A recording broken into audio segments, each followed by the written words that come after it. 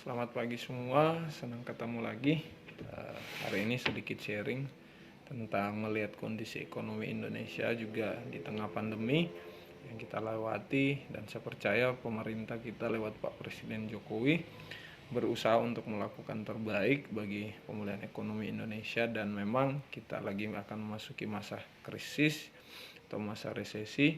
Nah, sebelum saya masuk dalam sharing firman Tuhan, saya cuma membaca sedikit artikel bahwa ketika Indonesia pada tahun 2020 kena pandemi COVID-19, pertumbuhan yang terjadi di dalam ekonomi Indonesia itu menurun pada kuartal yang kedua. Saya baca tadi artikel minus 5,32%.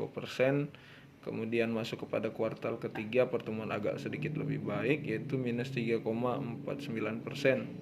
Dan pada tahun 2020, APBN Indonesia tahun 2020 mengalami defisit sebesar 6,34% dari produk domestik bruto. Sedangkan waktu itu Indonesia melakukan pemulihan ekonomi nasional dengan anggaran pemulihan ekonomi yang ada yang hanya terrealisasi adalah sebesar 83,4%. Nah, sedangkan di tahun 2021 anggaran pemulihan ekonomi nasional tahun 2021 dari artikel yang saya baca bahwa sebesar 553,09 triliun. Terutama fokus terbesar adalah kesehatan yaitu 100,47 triliun, kemudian perlindungan sosial 150,96 triliun, program prioritas 141,63 triliun, dan dukungan UMKM dan pembiayaan korporasi sebesar 900,06 triliun. Dan ada sebuah artikel juga yang saya baca di dalam Detik bahwa katanya menurut Bank Dunia bahwa di Detik artikel detikfinancial.com bahwa butuh 5 tahun untuk Indonesia pulih dari dampak pandemi, sama seperti ketika tahun 98 mengalami krisis. Kita berdoa ini adalah data-data secara fisik. Kita berdoa supaya pemulihan ekonomi dan Tuhan pakai Jokowi dan orang-orang yang hidupnya lebih cepat. Dan hari ini kita bantu, kita doakan pemerintah justru jangan jadi pembuat ketakutan, teror, tapi justru kita menjadi berkat buat bangsa kita lewat doa, dan kita pun turut membantu setiap program-program yang akan dilakukan pemerintah. Nah, sedikit yang saya dapat selama 2 minggu ini, apa yang saya dapat dan melihat dari data-data dan fakta-fakta dari pertumbuhan ekonomi Indonesia, bahwa ada sekitar minggu lalu ketika saya bangun, Tuhan mengingatkan Yoel 1 ayat 4. Saya bacakan buat setiap saudara.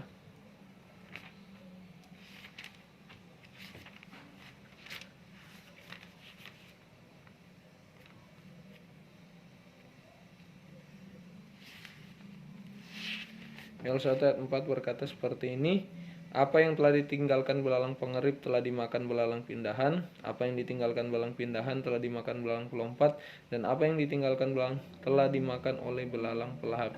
Nah, kita tahu bahwa belalang ini adalah lambang binatang di mana setiap tanaman panen dia memakan tanaman yang akan dipanen sebelum pada waktunya dan sampai tidak berbuah maksimal. Nah, ini hanya sebuah lambang, dan ini kalau saya baca menurut terjemahan aslinya, belalang ini adalah pemakan penghabis hasil panen. Artinya dalam kondisi secara rohani kita melihat mungkin ada hal-hal baik secara ekonomi yang terjadi, tapi justru karena pandemi ini dianggap seperti hal yang membawa kepada krisis. Pandemi adalah hal yang membuat banyak orang mengalami putus pekerjaan, putus pengharapan, putus secara ekonomi menurun, banyak hal pendapatan dan harga-harga barang juga tuh kita lihat naik.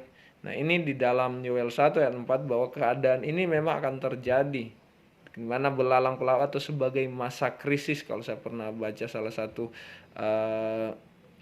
tafsiran, ini adalah krisis. Nah, masa krisis sudah terjadi sejak zaman dahulu. Anda lihat Abraham, Ishak zaman kelaparan, kemudian juga masuk kepada Yusuf.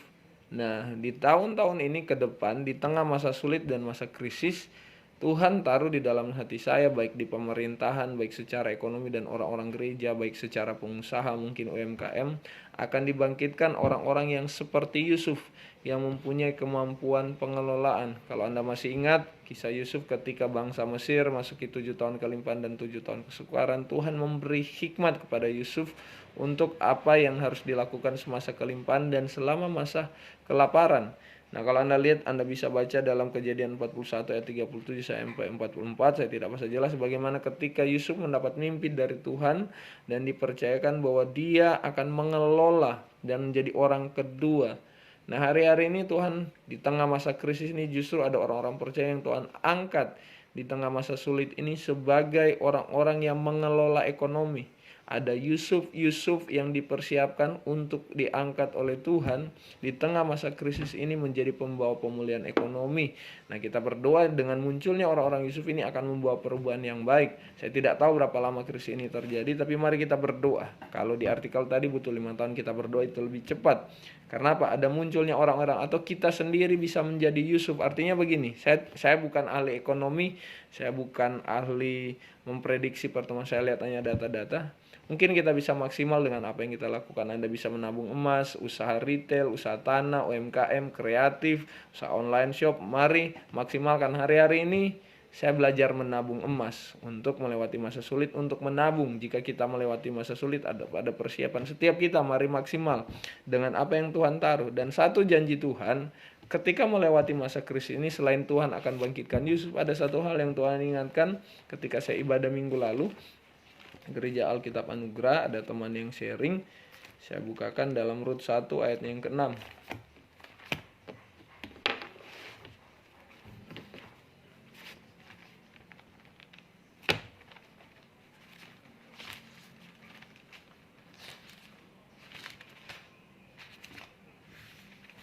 Rut 1 ayat 6 berkata, kemudian berkemaslah ia pulang dengan kedua menantunya dan ia pulang dari daerah Moab. Sebab di daerah Moab ia mendengar bahwa Tuhan telah memperhatikan umatnya dan memberikan makanan kepada mereka. Nah, ini adalah gambar dari Naomi bersama suaminya yaitu Elimelek pergi ke Moab. Nah, karena waktu itu ada kelaparan di tanah Israel. Nah, Israel itu bicara tempat kita tinggal di dalam hadirat. Mungkin kita akan melewati masa sulit. Tapi ada hal satu yang saya lihat, kesalahan dari Elimelek dan Naomi, mereka pergi ke Moab. Dan justru di sana mereka malah lebih melarat. Suaminya mati dari suami dari Naomi, anaknya kedua di sini dibilang yaitu Mahlon dan Kilion. Kedua anaknya ketika mereka sudah menikah dengan Orpah dan Ruth justru mengalami kemelaratan. Saya percaya saudara di masa sulit begini, jangan taruh pengharapan Anda di luar tanah Israel, di luar tanah perjanjian. Itu bicara kita mengandalkan Tuhan. Tuhan membuat kita supaya tinggal di tempat tanah perjanjian yang Tuhan taruhkan kepada hidup kita. Mari tetap stay. Dibilang ketika mereka kembali ke Israel, justru kalau bahasa Inggrisnya Tuhan telah mengunjungi dan memberi makan orang Israel. Artinya di masa sulit ini andalkan Tuhan. Firman Tuhan berkata, diberkatilah orang yang mengandalkan Tuhan. Dan Amsal 3 juga percayalah kepada Tuhan dengan segenap hatimu dan jangan andalkan pengertianmu sendiri. Justru di masa-masa seperti ini kita tetap punya strategi, kita punya bisa menabung, kita bisa ada usaha-usaha kecil, tapi juga kita serahkan semua kepada Tuhan. Jadi mari di masa krisis ini tetap tinggal di tanah perjanjiannya Tuhan, di mana Tuhan menaruhkan kita, jangan keluar. Atau justru di masa pandemi ini kita mengalami kemelaratan, tapi mari alami Tuhan supaya menjadi Yehova Jireh. Terima kasih. Sedikit sharing buat pagi hari ini. Tuhan Yesus memberkati setiap saudara. Amin.